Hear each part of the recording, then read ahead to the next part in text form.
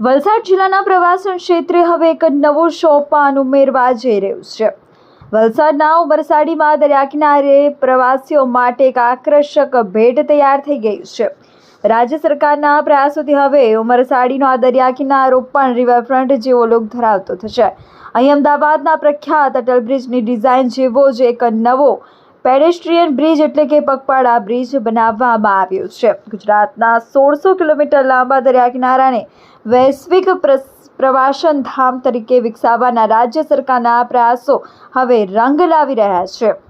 વલસાડના પારડી તાલુકાના ઉમરસાડી માછીવાડ ખાતે અમદાવાદના પ્રખ્યાત અટલ બ્રિજ જેવી જ આધુનિક ડિઝાઇન ધરાવતો એક શાનદાર પેડેસ્ટ્રીયન તૈયાર થઈ ચૂક્યો છે। અંદાજિત રૂપિયા 9.50 કરોડના ખર્ચે નિર્મિત આ બ્રિજની લંબાઈ 126 મીટર અને પહોળાઈ 5.5 મીટર છે। આ બ્રિજ માત્ર એક સ્ટ્રક્ચર નથી, પરંતુ પર્યટકો માટે દરિયાના મોજા અને પ્રકૃતિને માણવાનું એક શ્રેષ્ઠ સ્થળ બની રહેશે। આ પ્રોજેક્ટથી સ્થાનિક 8,000થી વધુ લોકોને સીધો ફાયદો થશે અને ઉમરસાડીનો દરિયા કિનારો હવે એક આધુનિક રિવરફ્રન્ટ જેવો લુક ધરાવતો થયો છે।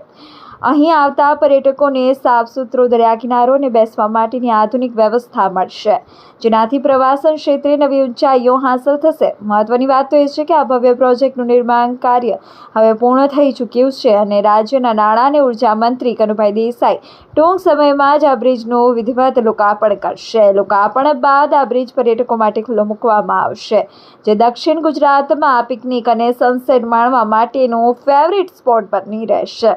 સ્વચ્છ કિનારો અને આધુનિક બ્રિજની આ જુગલબંધી ચોક્કસપણે પ્રવાસીઓને મંત્રમુગ્ધ કરી દેશે। મારું નામ ભરતભાઈ નારાયણજી દેસાઈ। હું આ ગામની અંદર રહી અને મારી ખેતી કરું છું। ખેડૂત પુત્ર છું અને ખેતીની અંદર મારે ઘણું બધું કામ કરી રહ્યો છું। સાથે સાથે થોડી ઘણી લોકસેવા બી ચાલુ છે અને ઘણી વખત શું છે કે આપણને કોઈ વિચાર આવે પણ વિચારનું અમલીકરણ કરવું ને એ બહુ બધા માટે શક્ય હોતું નથી અને જ્યારે આપણે એનું અમલીકરણ કરવા જઈએ ત્યારે એમાં સમૂહનો સપોર્ટ હોવો જોઈએ અને આ તો શું છે ગવર્મેન્ટનું કામ છે। મને 10 વર્ષ પહેલાં એક વિચાર આવેલો કે ભાઈ અમે જ્યારે નાના હતા તે ટાઈમે અમે દરિયા કિનારે જઈ શકતા હતા અને અહીંયા ઉત્સવ બી ઉજવાતા હતા, પરંતુ એ જમીનનું ધોવાણ એ આજે વૈશ્વિક સમસ્યા છે અને એના કારણે અમારે ત્યાં જે કોતરખાડી છે એ કોતરખાડીનું પાણીને વહેણ બદલ્યું અને વહેણ બદલી અને સીધું માછીવાડમાં મળ્યું।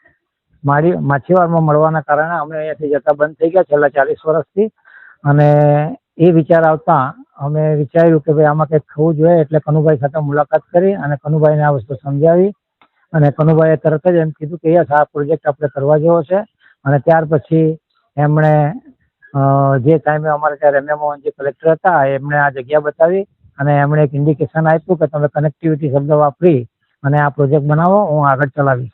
તો એ રીતે આ પ્રોજેક્ટ ધીરે ધીરે કરતા આગળ ગયો અને છેલ્લા લગભગ 3 વર્ષ પહેલાં આનું સેન્કશન થયું। સેન્કશન કરતાં પહેલાં એની અંદર કનુભાઈ જે પૂર્ણેશ મોદી કરીને આપણા જે ટુરિઝમ મંત્રી હતા તેમને જગ્યા ઉપર લઈ આવેલા અને એમણે બી આ પસંદ પડ્યું અને એટલે એમણે ફાઇલ મોકલાવી અને કનુભાઈ નાણામંત્રી હોય એમણે આ ફાઇલ પાસ કરી અને ત્યાર પછી આ પ્રોજેક્ટનું કામ ધીરે ધીરે ચાલુ થઈ ગયું અને આજે આવો સુંદર પ્રોજેક્ટ આ ગામની અંદર થયો કે જેને એક ઇન્ટિરિયર ગામ કહેવાય, એનો ફાયદો અમને એક થશે કે અમારા છોકરાઓથી માંડીને એ લોકો ગામના ઘર વેચતા અટકી જશે, ગામની અંદર રહેશે અને નહીં તો એ શનિવાર બહાર નોકરી કરતા શનિ રવિ તો અહીંયા જરૂરથી આવશે જ, કારણ કે આવા ફરવાના સ્થળ બહુ ઓછા હોય છે।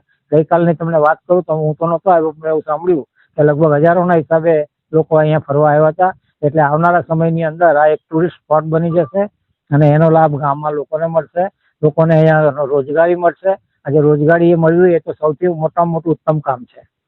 આ પુલ પાછળ કેટલો ખર્ચો થયો છે, કેટલો લાંબો છે અને તમે લોકોને શું અપીલ કરશો? હા, હવે આ પુલ છે ને એ 126 મીટર લાંબો છે અને એ જમીનથી લગભગ 26 ફૂટ ઊંચો છે અને એટલા માટે ઊંચો છે કે નીચેથી અમારા જે ટંડેલ લોકોના વાહન જતા હોય ને એ વાહનને જવા દેવા પડે અને એ હિસાબે આ થયું અને આજુબાજુના રોડ છે અને આનો લગભગ ખર્ચો 9.5 કરોડ રૂપિયાનો થયેલો છે અને હજુ પણ મારા હિસાબે તો અમુક કામો બાકી છે અને તે કરવા માટે 1.5 કરોડ રૂપિયાની આવશ્યકતા રહેશે, પરંતુ એ જરૂરથી સરકાર આની અંદર એ કરશે, એમાં અમને કોઈ શંકાને સ્થાન દેખાતું નથી। હું લોકોને એક અપીલ કરું છું કે આ જે બ્રિજ જે બન્યો છે અમદાવાદમાં જે પ્રમાણે અટલ બ્રિજ છે તે જ પ્રમાણે અહીંયા અટલ બ્રિજ જ આને અત્યારે તો બોલાવવામાં આવે છે. તો આ બ્રિજ ઉપરથી જઈ અને તમે દરિયાની મજા માણો. તમે આવો અહીંયા અને તમે તમારે શોખથી રહો. બધાને જ કહું છું કે આવો તમે, પણ એક ખાસ અપીલ છે કે આ દરિયાને ગંદો કરશો નહીં, આ બ્રિજને ગંદો કરશો નહીં. એ તમારી જ પ્રોપર્ટી છે, સરકારની પ્રોપર્ટી, આપણી જ પ્રોપર્ટી ગણાય. આટલું ધ્યાનમાં રાખી અને સ્વચ્છતા અભિયાનની અંદર તમે સહકાર આપો.